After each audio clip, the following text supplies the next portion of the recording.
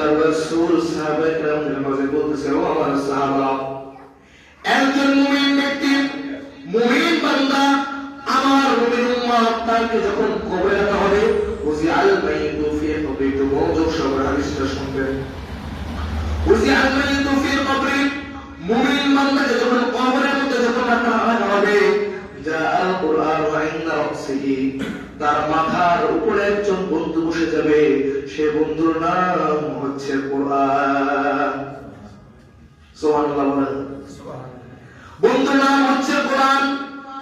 কোরআন এমন এক বন্ধু, আপনি কোরআন পড়তে জানেন না, কিন্তু একজন কোরআনের হাফেজের, ছোট্ট কোরআনের হাফেজের মধ্যে আপনি হাত বুলাইয়া দেন। আপনি তাদের 3 বেলা খাবারের ব্যবস্থা করলেন, আপনি কোরআন পড়তে জানেন না, কোরআনকে বুকে নিয়ে আপনি যদি বলেন আল্লাহ, আমি তো কোরআন শ্রেষ্ঠ পড়তে জানি না, রব্বুল আলামিন, আমি কোরআনের হাফেজদেরকে বড় মহব্বত করি, আল্লাহ রব্বুল আলামিন, আপনি কোরআন খুইলা কোরআনের পৃষ্ঠার দিকে আয়াত দেখে দেখে আপনি চোখের পানি ফেলাইতেছেন। ওই এমন একটা কোরআন আপনার বন্ধু মৃত্যু ব্যক্তির কবরের ভিতরে, যা আল কোরআন ইনদা রাসিহি, রাসূল মানে মাথা, কোরআন মানে কোরআন, যা এসে বসে যাবে। এবার মুনকার নাকি ফেরেশতা বলবে, তার বাবা আসলো না, তার ভাই আসলো না, তার স্ত্রী আসলো না, তার সন্তান আসলো না, এই অন্ধকার কবরের ভিতরে তুমি কোন বান্দা, তুমি কোন বন্ধু বসে গেলা? এবার কোরআন বলবে, এই ফেরেশতা, আমি আমার বন্ধুর পৃথিবীর জমিনে কোরআন, আমার বন্ধু কোরআনকে বড় মহব্বত করত, আমি তার মাথার নিকট বসে গেলাম, আমি তার মাথার পাশ থেকে সরব ততক্ষণ পর্যন্ত, যতক্ষণ পর্যন্ত আমার বন্ধুকে জান্নাতে পৌঁছে দেওয়া না হবে। আল্লাহু আকবার। উযিআল মাইয়িতু ফি কবরি, জাআল কুরআন ইনদা রাসূলিল হাদিস। এবার মুনকার নাকি ডান পাশে চলে যাবে, মুনকার নাকি ডান পাশে গিয়ে দেখবে একজন বন্ধু বসা, তাকে জিজ্ঞেস করবেন, মাথার নিকটে পেলাম কোরআন, নাম তুমি আবার কে? এবার ডান পাশে বন্ধু জবান খুলে যাবে, বলবে আসসালাতু আইয়ামিনিহি, বলেন সুবহানাল্লাহ। মুয়াজ্জিন যখন বলবে হাইয়া আলাস সালাহ, হাইয়া আলাল ফালাহ, মুয়াজ্জিনের আযান আপনার কানে যেতে দেরি, কিন্তু মসজিদে এসে আপনার দেরি হয় নাই। আসসালাতু আইয়ামিনিহি, এমন একজন বন্ধু আপনার ডান পাশে বসে যাবে, তিনি হচ্ছে দুনিয়ার জমিনে আপনার নামাজ, আপনি নামাজকে ছাড়েন নাই। বন্ধু বলবে, এই ফেরেশতা, আমার বন্ধু দুনিয়ার জমিনে যে হালতে ছিল না কেন, সর্বহালতেই নামাজের সময় আমার বন্ধু নামাজ পড়েছে, আমি তার পাশ থেকে সরব না ততক্ষণ পর্যন্ত, যতক্ষণ পর্যন্ত আমার বন্ধুকে জান্নাতে পৌঁছে দেওয়া না হবে। এবার মাথা নিকট পেল কোরআন, ডানে পেল নামাজ। এবার মুনকার নাকি মৃত্যু মাইয়াতের বাম পাশে চলে আসবে, এবার বাম পাশে যে দেখবে আরেকজন বন্ধু বসা, বলেন সুবহানাল্লাহ। বাস্তব বলেন সুবহানাল্লাহ, সুবহানাল্লাহ। বাম পাশে যে দেখবে আরেকজন বন্ধু বসা, এটা কি কোনো বেঈমান কাফেরের জন্য? না। কার জন্য? মুমিন বান্দার জন্য। কার জন্য? মুমিন বান্দার জন্য। বাম পাশে একজন বন্ধু বসা, এবার ফেরেশতা জিজ্ঞেস করবে, মাথার নিকটে দেখলাম কোরআন, ডান পাশে দেখলাম নামাজ, আবার বাম পাশে তুমি আবার কে? এবার বলবে আসসাওয়ান শিমালিহি, এবার তিনি ডাক দিয়ে বলবে, আমি হলাম আমার বন্ধুর রোজা। সুবহানাল্লাহ। আমি আমার বন্ধুর রোজা। বন্ধু নামাজ মানুষকে দেখানোর জন্য হতে পারে, কোরআন তেলাওয়াত মানুষকে দেখানোর জন্য হতে পারে, কিন্তু রোজা একমাত্র কোন মানুষকে দেখানোর জন্য হতে পারে না। কোরআন রোজা একমাত্র আল্লাহর জন্য। রোজার জবান খুলে যাবে, বলে, এই ফেরেশতা, আমার বন্ধু দুনিয়ার জমিনে চাইলে আমার বন্ধু ঘরের মধ্যে দরজা আটকায়া আমার বন্ধু পানি পান করতে পারতো, আবার যখন রোগা যখন আসবে মানুষ তো আর বুঝবে না সে পানি পান করছে কিনা, তার মুখটা মুছে দিয়ে হয়ে যাবে।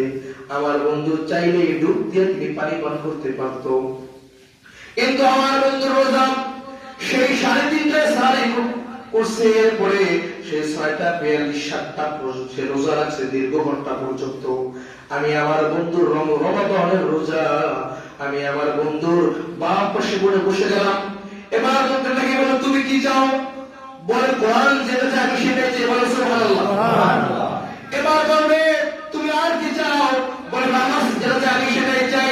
রোজায় বলবে আমি আমার বন্ধুর কাছ থেকে সরব না যতক্ষণ পর্যন্ত আমার বন্ধুকে জান্নাতে পৌঁছে দেওয়া না হবে।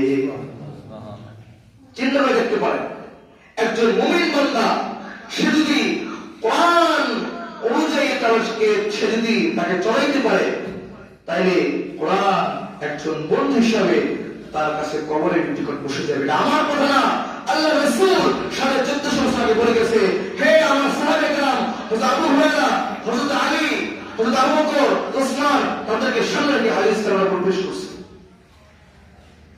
এবার আপনারা আমার নবীর হাদিস, এবার নবীর পায়ের নিকট চলে গেলেন। মুনকার নাকির পরে তাকে সওয়াল করতে আসছিলেন।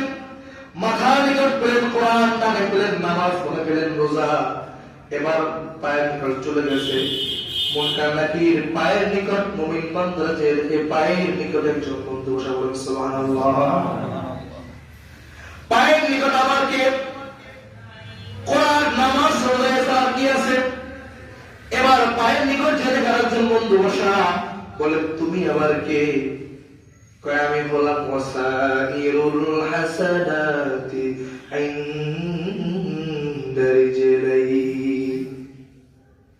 পায়ের নিকট এমন এক বন্ধু বসা, ওয়াসাইরুল হাসানাত, দুনিয়ার জমিনের এই যে মসজিদ করেছে, মাদ্রাসা করেছে, যাবতীয় যে কামল দান সদকা আপনি যে পৃথিবীর জমিনে যে করেছেন, এইটার একটা অংশ বন্ধু হয়ে তার কবরে, আপনার কবরের নিকট বসে যাবে। সুবহানাল্লাহ। আপনি কোন গরিব তুমি যদি 1 টাকা পরিমাণ দেন, সদকা করেন, মসজিদে একটি ইট হলো যদি আপনি দেন, 1 বস্তা সিমেন্ট হলো যদি আপনি দেন, আপনি যদি 1 ফিট বালু হলো যদি আপনি মসজিদে দান করেন, ওই একটা দানের অংশ নিয়ে কামল ওয়াসাইরুল হাসানাত ইনদা রিজলাই আপনার কবরের ভিতরে আপনার পায়ের নিকট বসে যাবে। এবার মুনকার নাকির বলে তুমি কি চাও? বলে তুমি এই প্রশ্ন আবার আমাকে কেন করো? তুমি তো কোরআন যেটা চাই আমি সেটাই চাই। বলে সুবহানাল্লাহ। নামাজ যা চাই আমি সেটাই চাই, রোজা যা চাই আমি সেটাই চাই। আমি আমার বন্ধুর পায়ের নিকট থেকে সরব না যতক্ষণ পর্যন্ত আমার বন্ধুকে জান্নাতে পৌঁছে দেওয়া না হবে। এজন্য প্রিয় ভাইরা আমার, প্রিয় মুসলিম কেরামগণ, মুমিন বান্দার জন্য কোরআন ধরতে হবে, নামাজ ধরতে হবে, রোজা ধরতে হবে। আমাদের সামনে রোজা আসতেছে। এই রোজার মাসে আপনাদের তুর্কি বন্দরের ভিতরে দেখবেন অনেক মানুষ ঘোরাফেরা করে, খাওয়া দাওয়া করে দিনের বেলায়, কিন্তু আল্লাহ রাব্বুল আলামিন বলেন রোজার প্রতি যারা নিয়ে আল্লাহ রাব্বুল আলামিন নিজে দেব, হাতে দেব। কাল কিয়ামতের দিন জান্নাতে একটা ঢের থাকবে, ঢেরের নাম থাকবে রাইয়ান। সুবহানাল্লাহ। রাইয়ান গেট দিয়ে ডাকা হবে, আসো আসো। ওই রাইয়ান গেট দিয়ে কারা ঢুকবে? ওই রাইয়ান গেট দিয়ে এমন একদল লোক ঢুকবে যারা রমাদান মাসে যারা রোজা রাখছে। বলেন সুবহানাল্লাহ। তারা ঢুকবেন।